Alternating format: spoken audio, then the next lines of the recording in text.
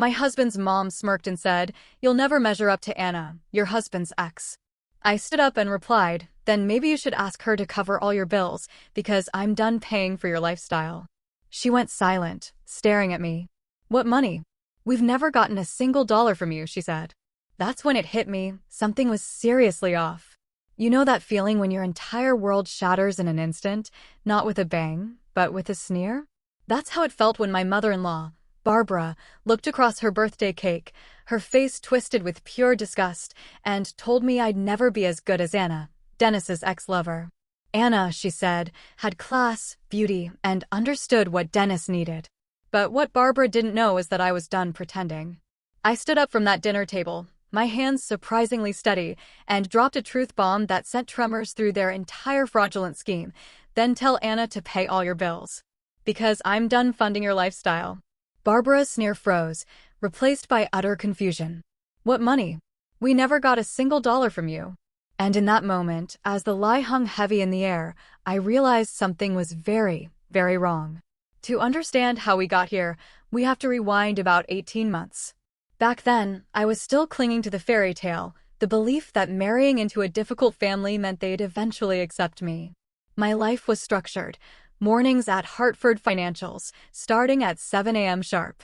I'd be there before the security guard even finished his coffee, taking the elevator to my corner office on the 14th floor.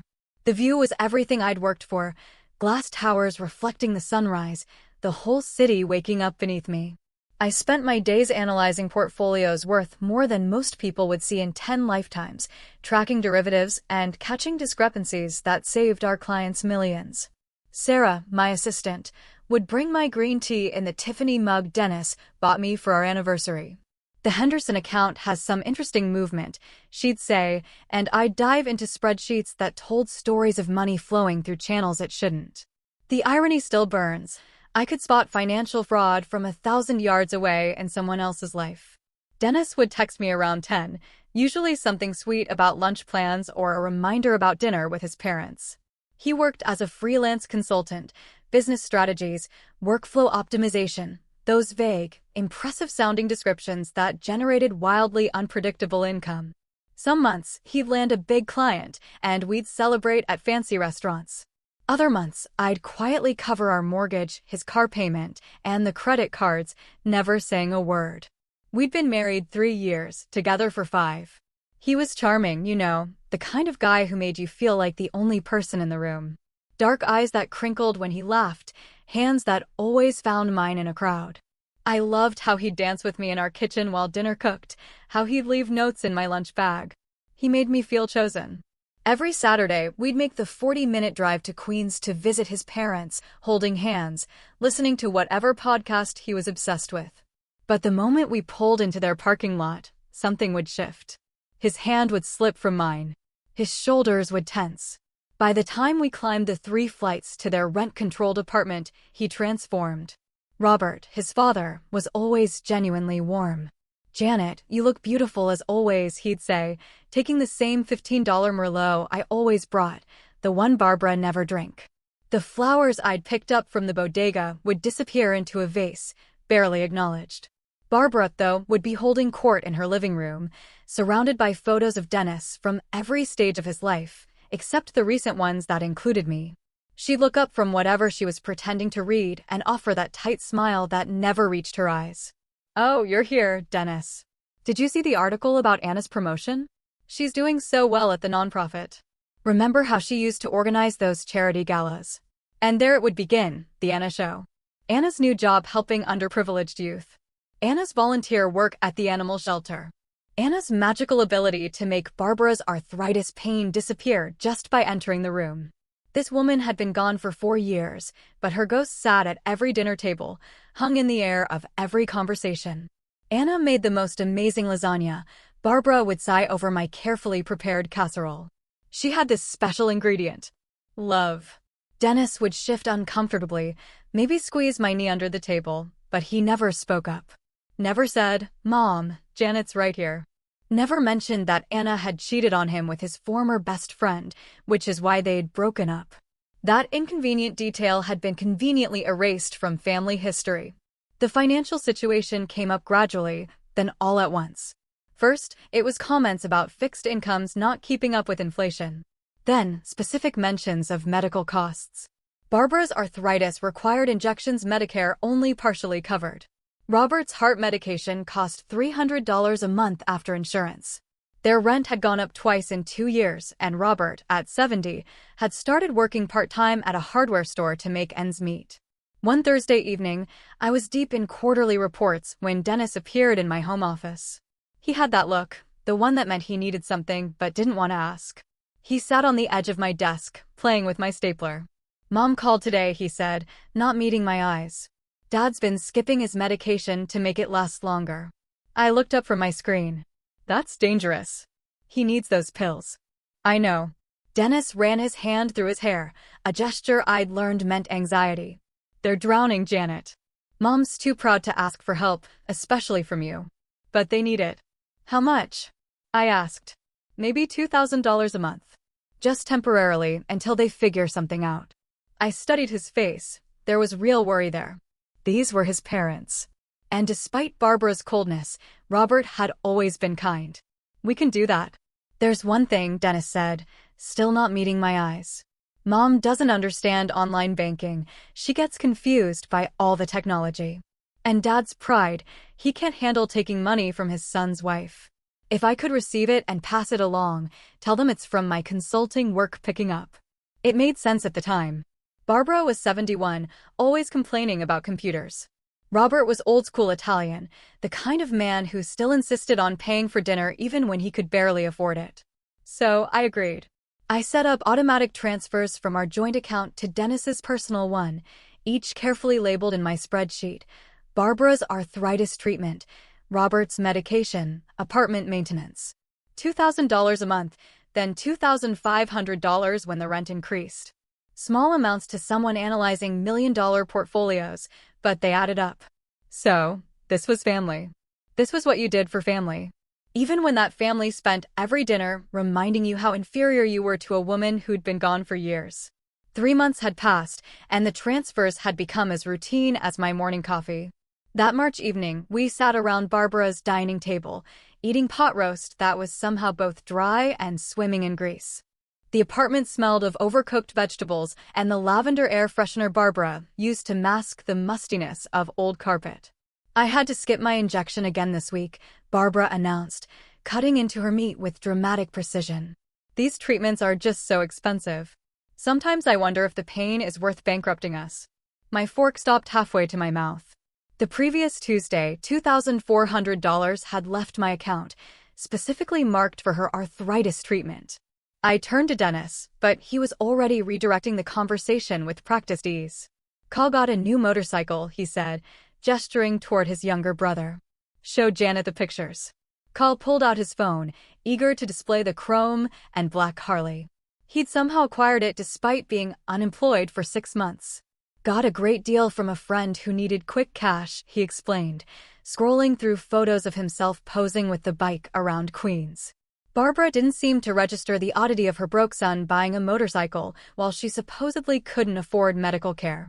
She just smiled at Kyle with the warmth she never directed at me, reaching over to pat his hand. "You deserve nice things, sweetheart. You've been through so much." The next few weeks brought more peculiarities. Dennis's laptop, which had always been casually open on our kitchen counter, suddenly required a password. "New client contracts," he explained when I asked. "They're paranoid about confidentiality, tech startup stuff. You know how it is." I didn't know how it was, actually. His consulting work had always been vague, but now it became actively secretive. Phone calls that used to happen at the kitchen table moved to the garage. "Better reception out there," he claimed, though we'd never had signal problems in our house before. Bank statements that used to pile up on our entry tables started disappearing. I'd see the mail carrier deliver them, but by evening, they'd vanished. When I asked, Dennis would pat my shoulder with that reassuring touch he'd perfected. "I'm organizing everything for taxes. Found this new system online. You focus on your big accounts at work, I'll handle our little household stuff." Our little household stuff that included thousands of dollars flowing out monthly. Late at night, I'd wake to find his side of the bed empty. Through the crack under his office door, I could see the blue glow of his computer screen and hear the rapid clicking of keys.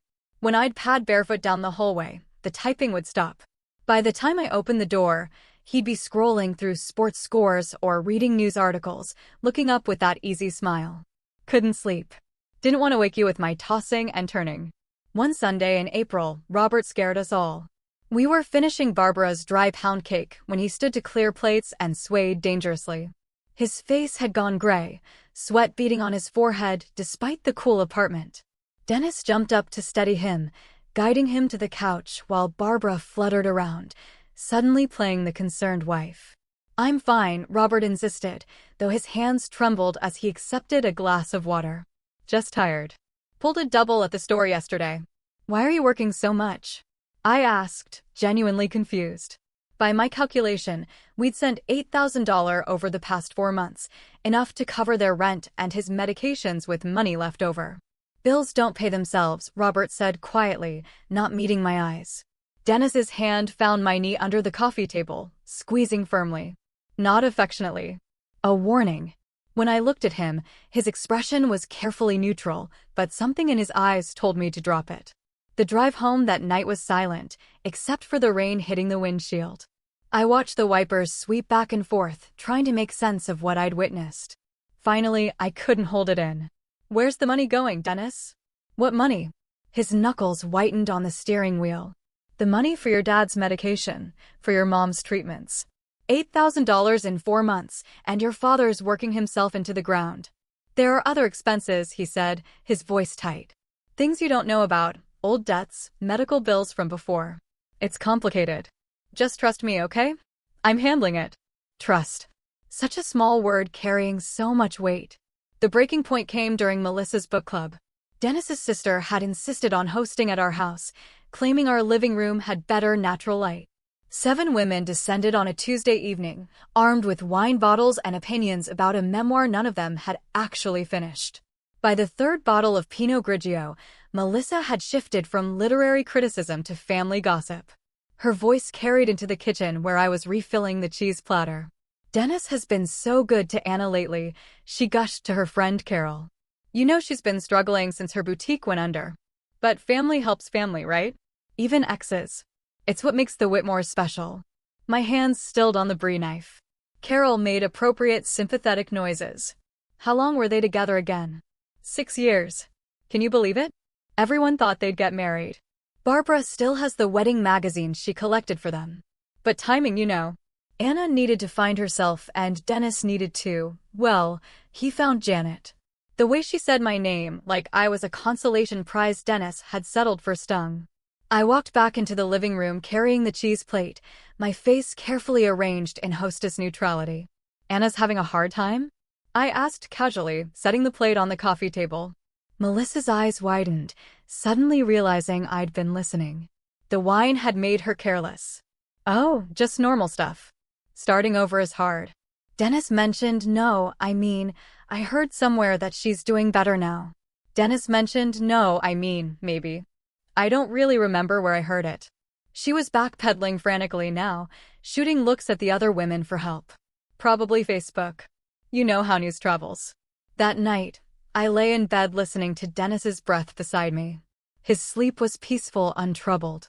His arm draped over my waist the way it had every night for 3 years. The same arm that held me during scary movies, that pulled me close in crowded places, that made me feel safe and chosen. But Melissa's words echoed in my mind. Family helps family, even exes. Dennis has been so good to Anna. I thought about the password on his laptop, the calls in the garage, the vanishing bank statements, Kyle's motorcycle, Robert's exhaustion, Barbara's skipped treatments despite my payment specifically marked for them. The numbers started arranging themselves in my head the way they did when I analyzed portfolios at work.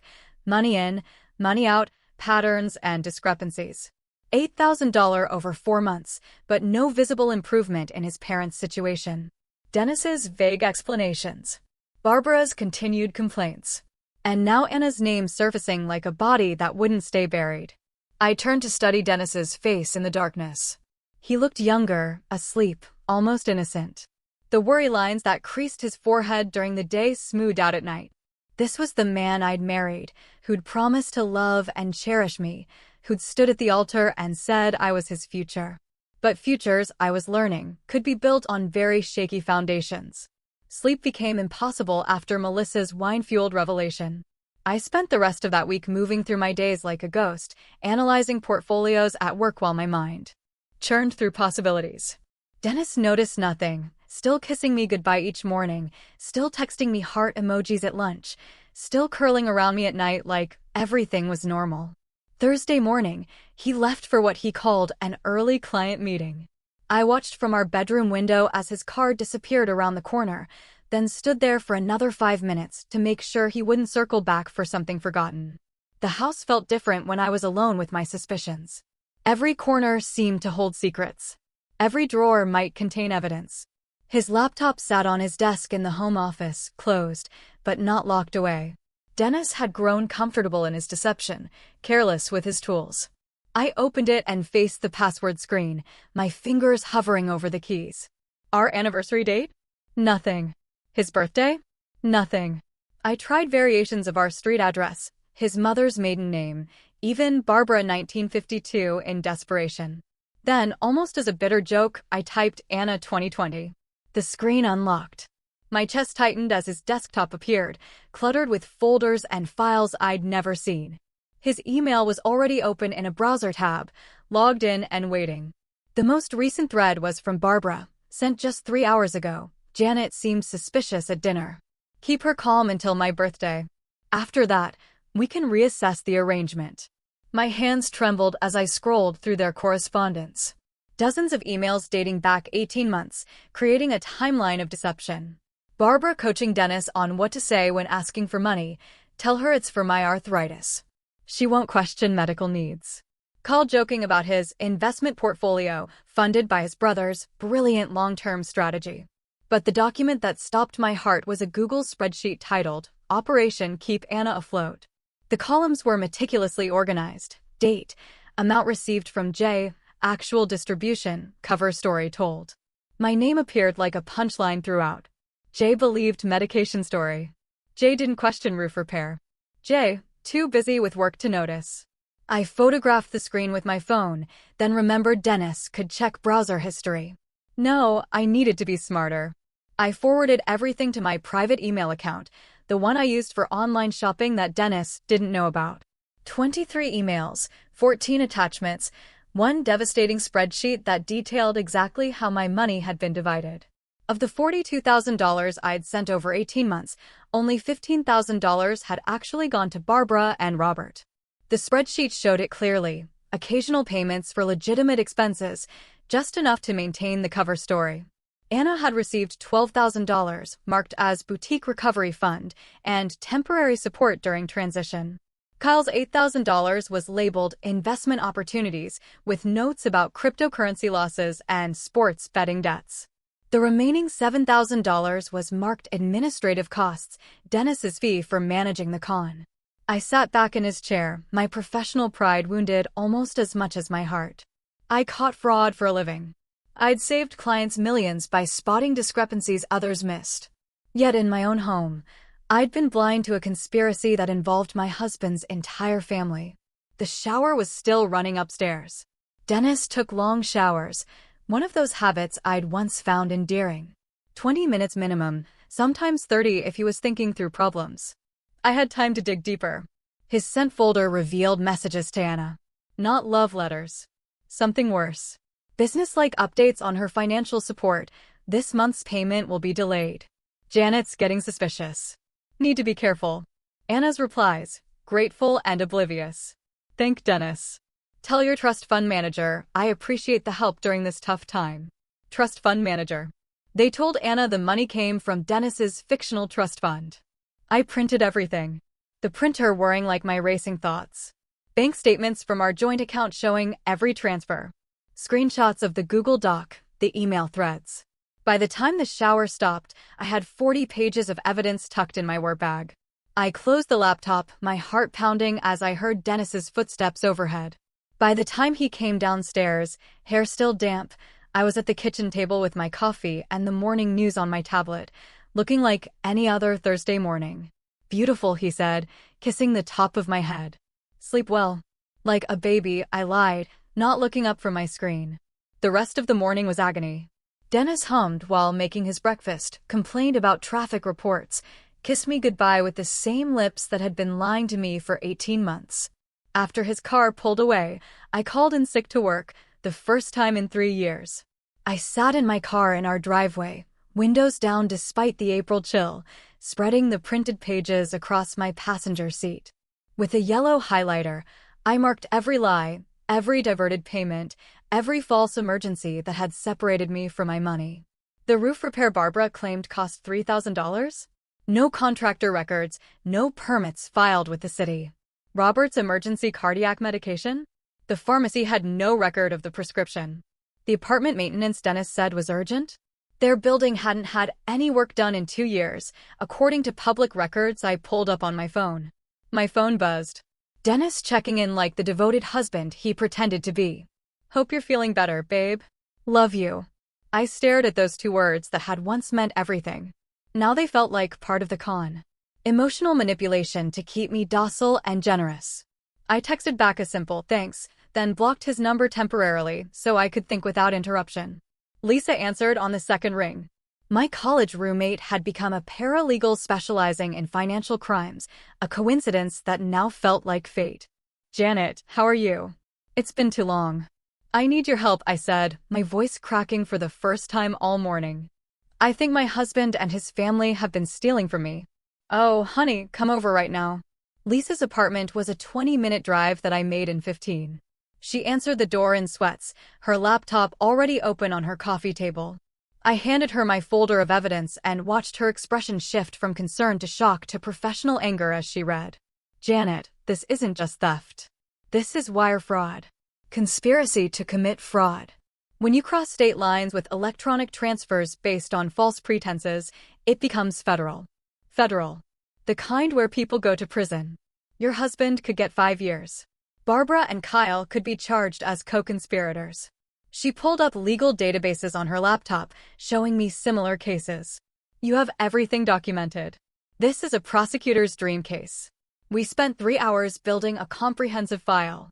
Lisa helped me create a timeline, organize evidence, and prepare affidavits. She also gave me advice I didn't want but needed to hear. Don't confront them alone. Don't give them time to coordinate stories or destroy evidence. And whatever you do, don't let them know you know until you're ready to use it. Barbara's birthday dinner is Saturday, I said, an idea forming. The whole family will be there. Dennis, Kyle, Robert, even Melissa. Lisa smiled grimly. Public confrontation means witnesses. Smart. But Janet, are you ready for your marriage to end? Because there's no coming back from this. I thought about Dennis's password. Anna 2020. For years after their breakup, she was still important enough to be his digital key. I was the woman who paid the bills, but Anna was the one encoded in his memory. Our marriage ended 18 months ago, I said. I just didn't know it yet. Friday passed in a blur of forced normalcy. I went to work, analyzed portfolios, attended meetings, all while my evidence folder sat locked in my desk drawer like a loaded weapon. Dennis texted throughout the day, casual check-ins that now felt like surveillance. How's your day going? Want Thai food tonight? Mom's excited about tomorrow. Each message, another manipulation, another performance in our theatrical marriage. That evening, he found me in the bathroom applying mascara for our traditional pre-birthday dinner date night, his arms wrapped around my waist from behind, his chin resting on my shoulder as we looked at our reflection. You look beautiful, he murmured against my neck. Mom doesn't deserve you at her party. The irony of that statement made me bite my tongue until I tasted copper. Saturday arrived gray and drizzling, the kind of April day that couldn't decide if it wanted to be winter or spring. I dressed carefully, professional but not threatening. The navy dress, Dennis always said, made my eyes look incredible. If this was going to be my last performance as the beautiful daughter-in-law, I'd look the part. The drive to Queens felt longer than usual. Dennis filled the silence with chatter about his fictional client meetings, upcoming projects that would finally stabilize his income. His hand found mine at a red light, squeezing gently. Thank you for being so patient with my family. I know Mom can be difficult. 3 years of difficult, I said quietly. It'll get better. She just needs time. Time? As if 18 months and $42,000 hadn't been enough. Barbara's apartment building loomed gray against the darker sky. We climbed the 3 flights slowly, Dennis carrying wine and flowers while I carried my purse, heavier than usual with my phone fully charged and recording app ready. The stairwell smelled of cabbage and old carpet, someone's television blaring through thin walls. Dennis knocked rather than using his key, our ritual, choreographed like everything else. Barbara opened the door wearing her best dress, the purple one she saved for church and special occasions. Her face lit up seeing Dennis, then dimmed slightly, registering me behind him. "There's my birthday boy." She pulled Dennis into a hug that lasted uncomfortably long, then turned to me with that practiced smile. "Janet, you came. Wouldn't miss it, Barbara." The apartment had been transformed. Her good china was out, the table extended with the leaf she only used for holidays. Streamers hung from the ceiling, and the smell of pot roast competed with her aggressive lavender air freshener. This wasn't just a birthday dinner. This was an event, a production. Kyle was already sprawled on the couch, beer in hand, that expensive watch catching the light every time he lifted the bottle. He'd styled his hair and wore a new shirt, playing the part of successful young man rather than unemployed gambler living off my transfers. "Janet." Robert rose from his recliner, genuine warmth in his tired eyes. He looked worse than last week, grayer, more fragile. "You look lovely, dear." Melissa arrived minutes later with her husband, Tom, who immediately parked himself in front of the television with Kyle. She hugged everyone except me. I got an air kiss that missed by 6 inches. "Anna sent a card," Barbara announced, waving a pink envelope like a trophy. "Isn't that thoughtful?" Even with her busy new position, she remembered. She read it aloud, every word a deliberate knife. "Dearest Barbara, happy birthday to someone who's been like a second mother to me. Thank you for all your support during my difficult times. Love always, Anna." Dennis's jaw tightened. He knew this was too much, even for Barbara, but he said nothing, just opened wine bottles while I arranged appetizers nobody would eat. Dinner was Barbara's greatest performance yet. Story after story about Anna's accomplishments, each one presented directly to me like evidence in a trial. Anna's promotion at the nonprofit, Anna's volunteer work with disadvantaged youth, Anna's natural ability to make everyone feel special, unlike some people who just throw money at problems. That last comment made Dennis flinch, but still he stayed silent. The cake came out, grocery store yellow cake with too sweet frosting declaring "Happy 72nd Barbara" in purple script. We sang while Barbara basked in the attention, her eyes locked on mine during the entire song like a predator watching prey. After she blew out the candles, after the obligatory applause died down, Barbara set down her cake server and turned to face me fully. The room felt suddenly smaller, everyone leaning in slightly like they'd been waiting for this moment. "You know, Janet," she began, her voice carrying that false sweetness that preceded every insult. "I've been thinking a lot lately about compatibility, about how some people just fit, while others never quite manage it." Dennis grabbed my hand under the table, not in support, but in warning. Barbara continued, each word carefully chosen. Anna understood Dennis in a way that was special. They had this connection, this natural rhythm. She knew what he needed without being told. She made him better just by existing. "Mom," Dennis said quietly, but she raised her hand to silence him. "I'm just being honest." "Janet deserves honesty, doesn't she?" Barbara's smile was razor sharp. "You try, dear. We can all see you try, but you'll never be as good as Anna. You'll never measure up to what she and Dennis had. Some things just can't be forced." The room held its breath. Kyle smirked behind his beer. Melissa studied her cake with fake intensity. Tom kept watching football. Robert stared into his coffee like it held escape routes. "And Dennis?" Dennis sat there, my hand in his, and said absolutely nothing. That's when I heard my own voice, steady and clear. "Then tell Anna to pay all your bills. I'm done funding your lifestyle." The words landed like grenades in the silent room. Barbara's triumphant smile froze, then crumbled into confusion. "What? What money? We never got a single dollar from you." The lie was so brazen, so absolute, that for a second I wondered if we were all living in different realities. But then I saw Dennis go pale, saw Kyle's smirk die, saw Melissa's eyes widen with panic. I pulled out my phone with deliberate calm, opening my banking app with steady fingers.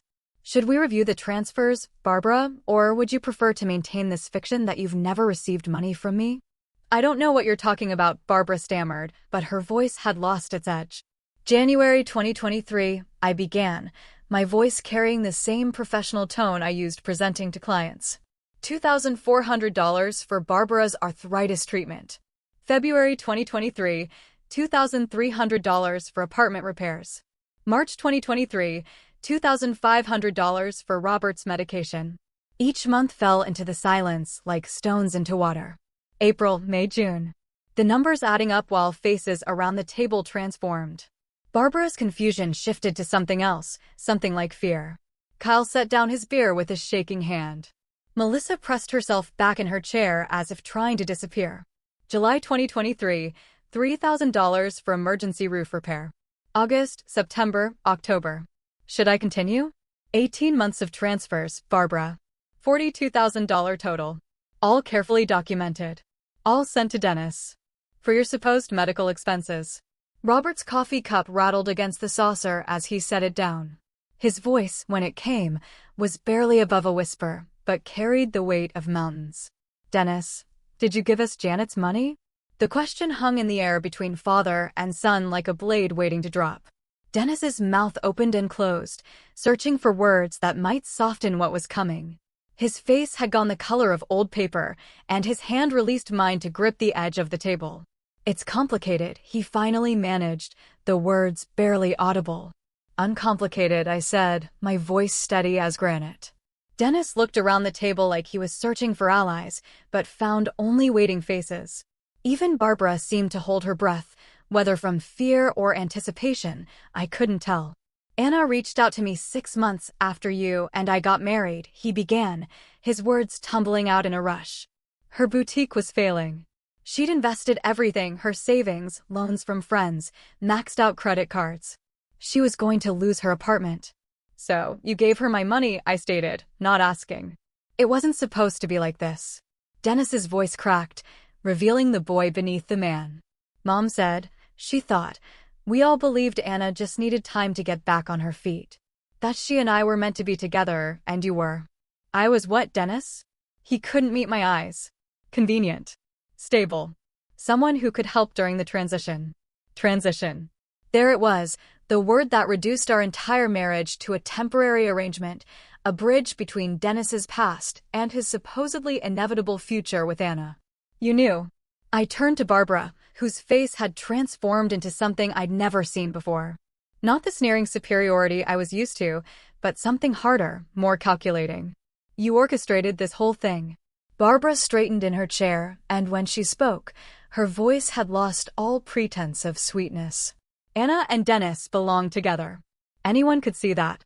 You were never supposed to be permanent, Janet. You're too cold, too focused on numbers and careers. Anna understood family.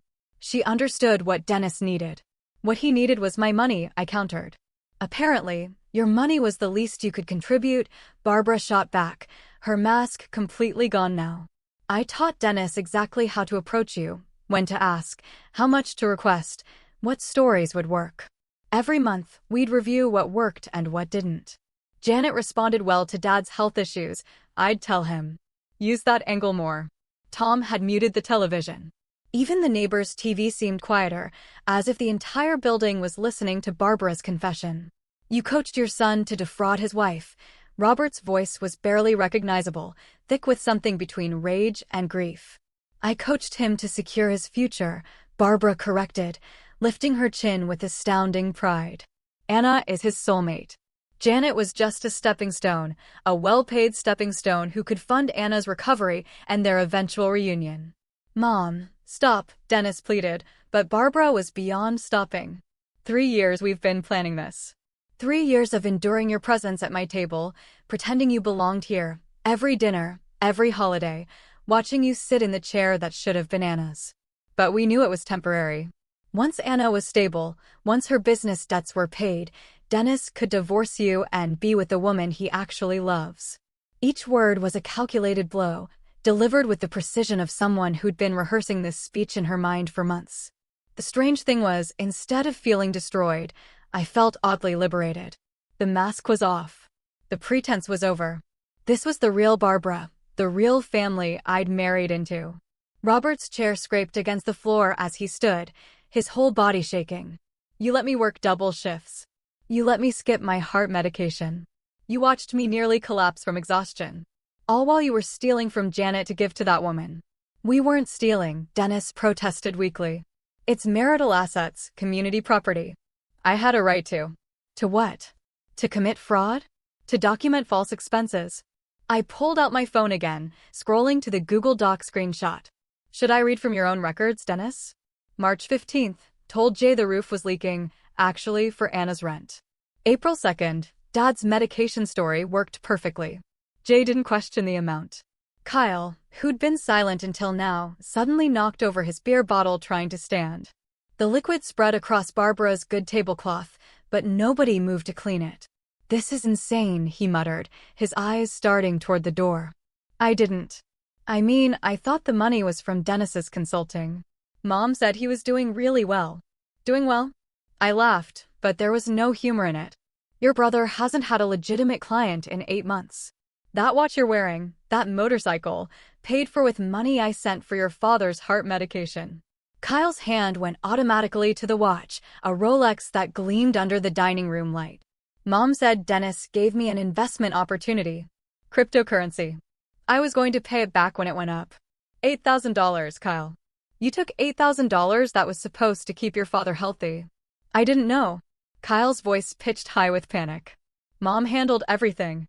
She said it was family money that we all deserved a share. A share of what? Robert's voice boomed, making everyone jump. I'd never heard him raise his voice before. A share of theft. A share of fraud. My own family conspiring behind my back while I worked myself into the ground.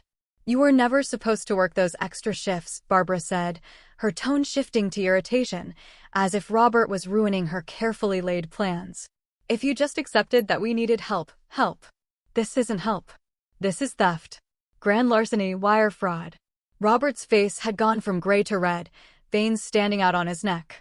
Melissa finally spoke up, her voice small.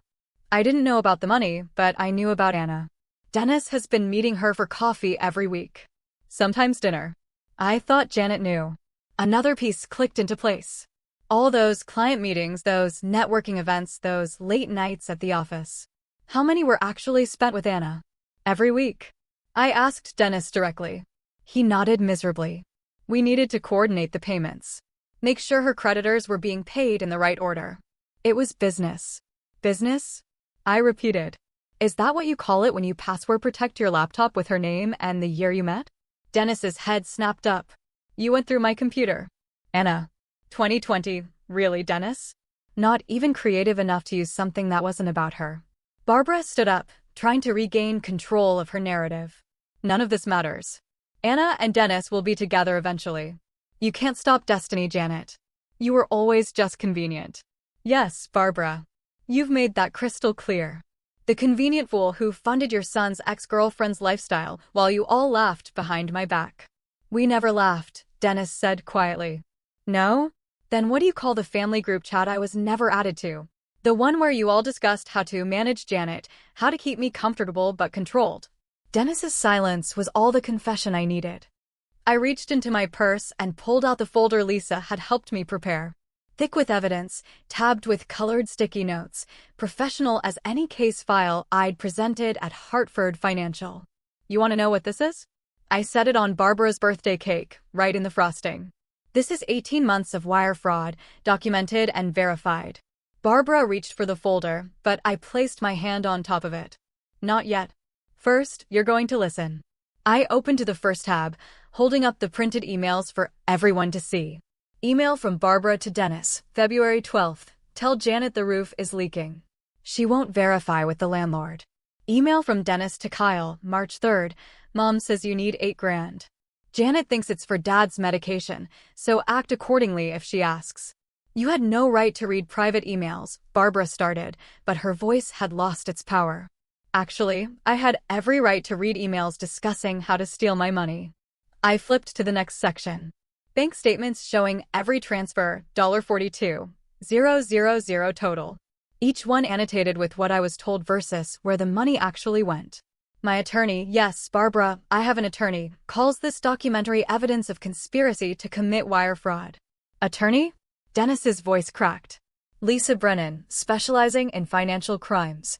She's reviewed everything. I pulled out my phone, showing them Lisa's contact information. She's waiting for my call. One word from me, and this becomes a federal investigation.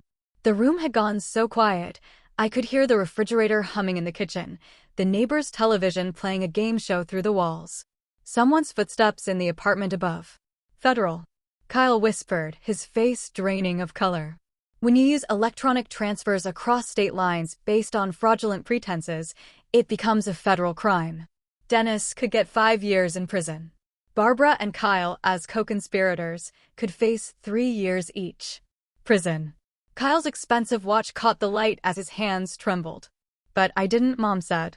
You took $8,000 that you knew came from somewhere suspicious. You participated in family meetings about managing Janet. You're on the group chat discussing how to keep me from discovering the truth. That's conspiracy. Barbara tried to rally. You're bluffing. No prosecutor would take this case. We're family. We were family, I corrected. And prosecutors love cases with this much documentation. But here's the part you're really going to hate, Barbara. I paused, savoring the moment before delivering the blow I'd been saving. Anna knows everything. The silence that followed was beautiful. Barbara's mouth fell open. Dennis's head snapped up. Even Robert, who'd been staring at the table in silent rage, looked at me in surprise. That's impossible, Barbara said, but uncertainty colored her voice.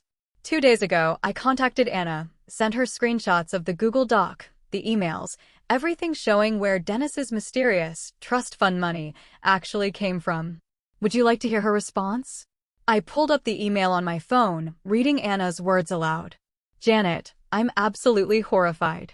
Dennis told me the money came from a family trust his grandmother left him. I had no idea it was coming from you. I'm willing to return what I can and testify about what Dennis told me. No woman deserves to be treated this way. She's lying, Dennis said desperately. Anna wouldn't. Anna has more integrity than this entire family combined. She's already sent me records of every payment she received, thinking it was from your fictional trust fund. She's prepared to sign an affidavit confirming you lied to both of us. Barbara sank back into her chair. The purple dress that had seemed so regal now making her look like a deflated party balloon. The queen of manipulation, realizing her chosen princess had switched sides. But the best part, I continued, pulling out a printed text exchange, Anna sent me screenshots of Dennis's texts to her. Don't worry about paying me back. My trust fund is huge. Grandma wanted me to help people I care about. Janet doesn't know about the trust. She might feel weird about me having family money. I looked directly at Dennis. You lied to everyone. To me about where the money was going. To Anna about where it came from. To your parents about. Actually, I'm not sure you told your parents any truth at all. Tom had abandoned all pretense of watching TV, staring at the unfolding disaster with his mouth open. Melissa was crying silently, mascara running down her cheeks. Robert's hands were clenched into fists on the table, his knuckles white. So, here's what's going to happen, I said, pulling out the documents Lisa had prepared. Option 1. Dennis signs this post-nuptial agreement acknowledging the $42,000 debt. Barbara and Robert sign these affidavits confirming they never received the money I sent for their expenses. Kyle documents every cent he took and agrees to a repayment plan. Everyone cooperates, and this stays a civil matter. Option 2. Barbara asked, though she clearly didn't want to know. Option 2. I call Lisa right now. She contacts the FBI tomorrow morning. They freeze your accounts, investigate your finances, and you explain to federal agents how you orchestrated 18 months of wire fraud. I spread 3 documents on the table, pushing aside birthday cake plates and Barbara's anniversary china, a post-nuptial agreement for Dennis, affidavits for Barbara and Robert, financial disclosure for Kyle. This is extortion, Barbara said weakly. This is consequence, I corrected. Something none of you have faced before. Dennis reached for the pen with a shaking hand. If I sign this, what happens? We divorce. You repay the money from your retirement fund and future earnings. You stay out of prison. You get to keep your professional reputation. What's left of it, anyway? He signed his name, each letter looking like it physically hurt him to write. His signature, which I'd once found so elegant on our marriage certificate, now looked like the scrawl of a defeated man. Barbara took the pen next, her hand trembling so badly she could barely hold it. You never thought I'd find out. You never thought the convenient fool with the paycheck would figure out your scheme. She signed, tears finally breaking through her composure. Not tears of remorse. Barbara wasn't capable of that. Tears of rage that her perfect plan had failed. Kyle signed quickly, eager to make this nightmare end. His Rolex caught the light one last time as he pushed the document back to me. Robert was the last to sign, and when he looked up at me, his eyes were red-rimmed. Janet, I'm sorry. I didn't know. I know you didn't, Robert. You're the only innocent person at this table. I gathered the signed documents, placing them carefully back in my folder. The evidence of their conspiracy now joined by their written confessions. I stood, picking up my purse, feeling lighter than I had in 18 months. Wait, Barbara said, trying one last manipulation. Family doesn't do this to family. I turned at the doorway, looking back at the wreckage of Barbara's birthday dinner. The cake with evidence folders crushing its frosting, the signed confessions among the china, the family that had conspired against me now turning on each other with accusations and blame. Family doesn't steal from family either, I said. Happy birthday, Barbara. I walked down those 3 flights of stairs and out into the April drizzle, leaving behind the wreckage of Barbara's birthday dinner. My phone started buzzing before I even reached my car, Dennis calling, texting the family group chat I'd never been part of, suddenly desperate to include me.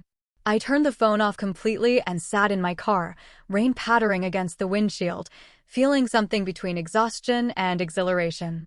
The drive home was surreal. The same route I'd taken with Dennis just hours earlier. But now I was alone, my marriage effectively over, my evidence folder on the passenger seat like a silent witness to what had just happened. I stopped at a red light and caught my reflection in the rearview mirror. My makeup was still perfect. Not a tear shed. Strong?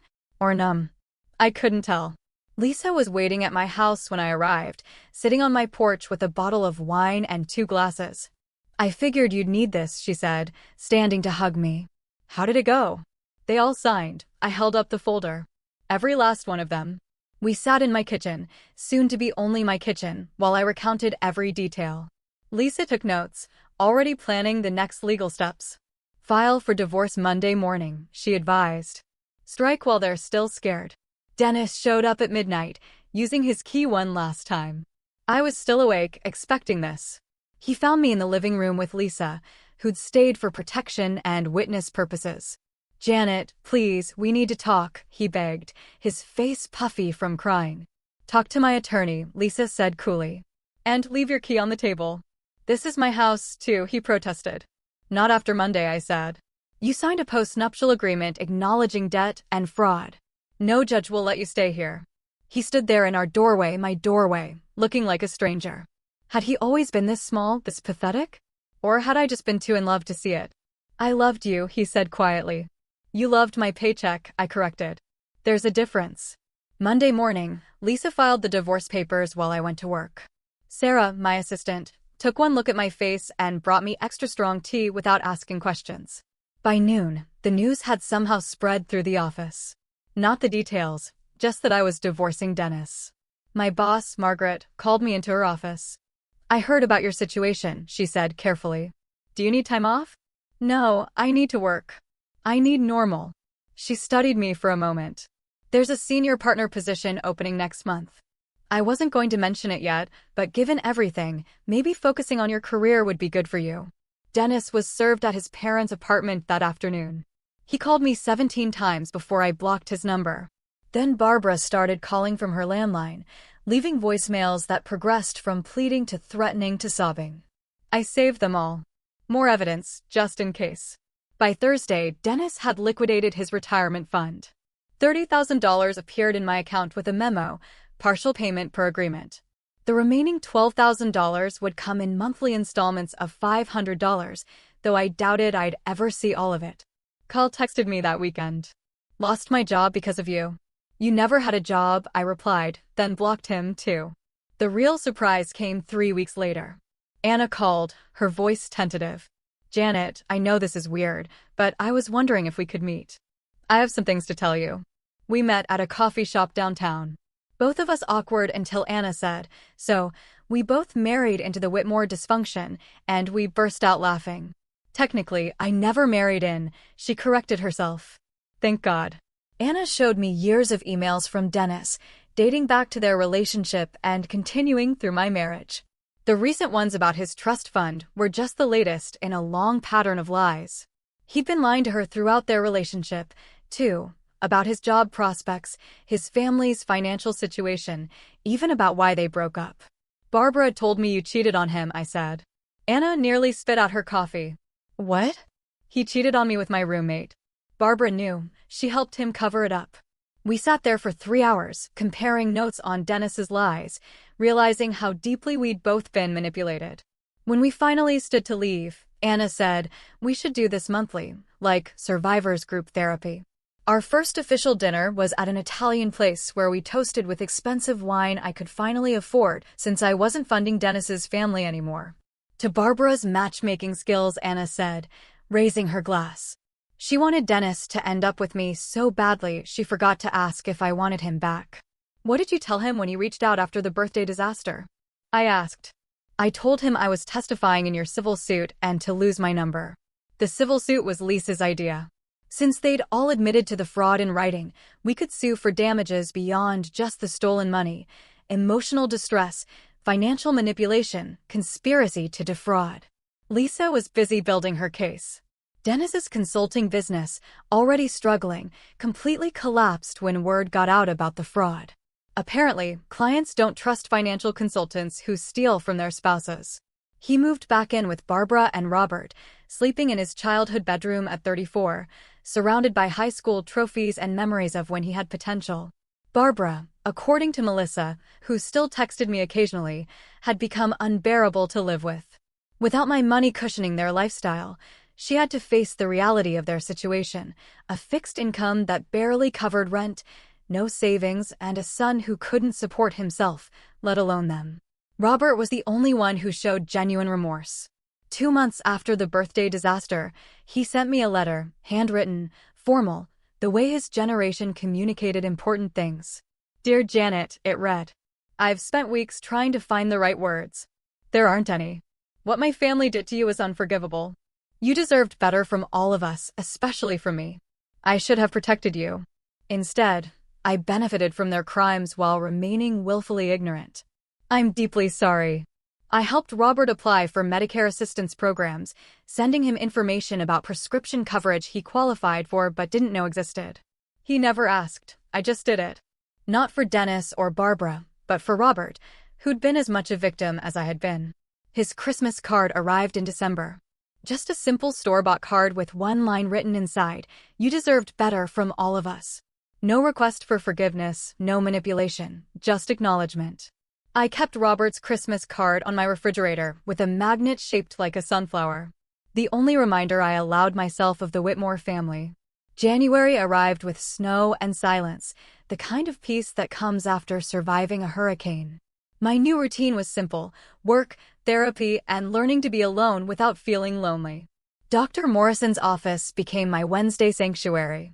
She was a small woman with silver hair who never rushed our sessions, even when I spent 20 minutes sobbing over how I'd missed such obvious signs. You weren't blind, Janet. You were trusting. There's a difference, she said during our 3rd month together. Your instinct to help family in need wasn't wrong. Their exploitation of that instinct was. We unpacked everything, my need to be the perfect wife, the way I'd rationalized every red flag. As a cultural difference or temporary situation. I analyze million-dollar portfolios, I told her one afternoon. I catch fraud for a living. How did I miss this in my own home? Because you weren't looking for it there. We don't audit the people we love. The anger came in waves. Some days I'd be fine, focused on work and moving forward. Then I'd see a couple holding hands at a coffee shop, and rage would surge through me so hot I'd have to leave. The humiliation was worse, knowing that for 18 months, an entire family had been laughing at my expense, calling me convenient, planning my replacement while spending my money. The grief is real, too, Dr. Morrison reminded me. You lost the family you thought you had, the marriage you believed in, the future you'd planned. Let yourself mourn. February brought news through the grapevine.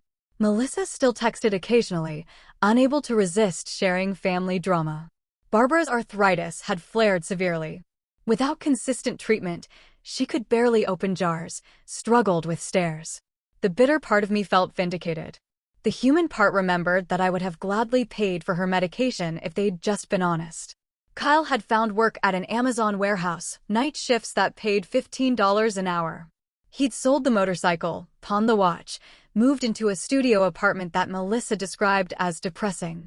His restitution payments arrived monthly, $200 that probably meant he was living on ramen and hope. Dennis tried dating, according to Melissa, 3 first dates that never led to second ones. He doesn't understand why women ghost him after they Google him, she wrote. Mom keeps telling him it's their loss. The wire fraud documentation I'd filed with the divorce had become public record. Any woman with basic internet skills could find it within minutes. Dennis Whitmore, financial consultant who defrauded his wife. Not exactly dating profile material. March marked 6 months since the birthday confrontation. Anna and I had our regular dinner at a Thai restaurant, our friendship evolving from shared trauma to genuine connection. She'd started dating someone new, a teacher who knew her whole story and didn't care. He actually thanked Dennis, she laughed. Said if Dennis hadn't been such a disaster, we'd never have met. That night, Anna suggested something that changed everything. We should help other women. How many are out there right now funding their husband's secrets, thinking they're crazy for being suspicious? We started small. A Facebook group called Receipt Keepers for women who suspected financial abuse in their relationships. Within a week, we had 50 members. Within a month, 300 women sharing stories that echoed mine. Money disappearing, elaborate lies, family conspiracies. I wrote our first guide, Red Flags and Financial Abuse. Anna contributed When Family Becomes the Enemy.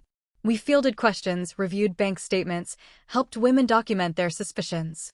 What began as processing our own trauma transformed into something larger. My promotion to senior partner came through in April. Margaret called me into her office with champagne. Your handling of your personal situation showed remarkable professionalism, she said. You turned a crisis into education, helping protect our clients from similar schemes. That's leadership. The raise was substantial, more than enough to cover what I'd lost to the Whitmores. I celebrated by buying a new apartment, smaller than the house I'd shared with Dennis, but entirely mine. No memories in the walls, no ghosts in the corners. Moving day was emotional. Anna helped, along with 2 women from Receipt Keepers who'd become real friends. We painted the living room a soft blue, hung curtains that Dennis would have hated, arranged furniture without considering anyone else's opinion. This is your revenge, Anna said, looking around the space. Living well, helping others, becoming who you were meant to be without them. May brought an unexpected message from Robert. Not a letter this time, but an email through the Receipt Keeper's website. Janet, it read, I wanted you to know that I've left Barbara. Living with my brother in New Jersey now. The birthday dinner opened my eyes to more than just the money. Thank you for showing me the truth, even though it hurt. I'm getting help for my health through the programs you suggested. I read it 3 times before responding with a simple, wishing you health and peace. Barbara's empire had truly crumbled. Without Robert's Social Security supplementing their income, without my money flowing in, without Kyle contributing, she was alone with Dennis in that apartment. 2 people who'd built their relationship on deceiving others now stuck with only each other. By June, Receipt Keepers had become a registered nonprofit. We held our first in-person workshop at the community center, teaching women how to track finances, document suspicious activity, and protect themselves legally. 30 women attended. 3 were actively planning exits from abusive financial situations. You saved my life, one woman told me after showing me spreadsheets she created based on our template. I thought I was paranoid. You showed me I was right. Standing in my apartment that evening, windows open to summer air, I thought about revenge. It wasn't the dramatic confrontation at Barbara's birthday, though that had felt satisfying. It wasn't the legal documents or the recovered money. It wasn't even watching their lives fall apart without my financial support. Real revenge was this, transforming pain into purpose. Building a life they couldn't touch. Helping other women avoid my mistakes. creating a chosen family of survivors who understood that documentation beats gaslighting every time. Barbara had been so wrong about one thing in particular. She'd said I was too cold, too focused on numbers and careers. But those very qualities, the analytical mind, the attention to detail, the insistence on documentation, had saved me. And now they were saving others. My phone buzzed with a receipt keeper's notification. Another woman joining. Another story shared. Another person learning that suspicious feelings usually mean something. And receipts never lie. I thought about Dennis probably sitting in that apartment listening to Barbara complain about her arthritis, about Kyle heading to another warehouse shift, about the family that had united to deceive me, now fractured beyond repair.